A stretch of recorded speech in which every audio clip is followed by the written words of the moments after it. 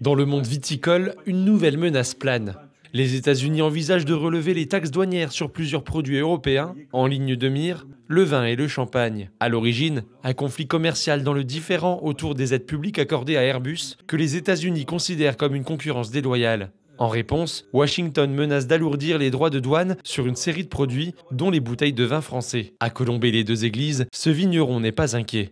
Tous les vins effervescents qui rentrent aux États-Unis, la part du champagne progresse toujours et passe de 20% sur l'ensemble ils appellent les sparkling wines à, on va dire, on passe de 20 à 30% donc, du marché, quoi. Un marché qui est de plus en plus important et en valeur, la progression est également assez importante.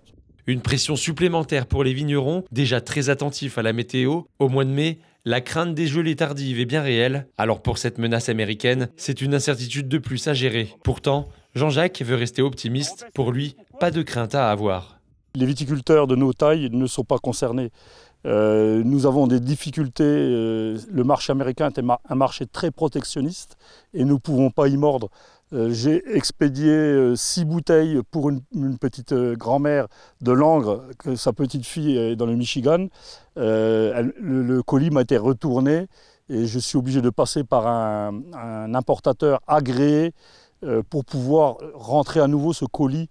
On ne peut pas rentrer comme ça de la marchandise aux États-Unis. Nous faisons 10% de nos ventes sur le Canada.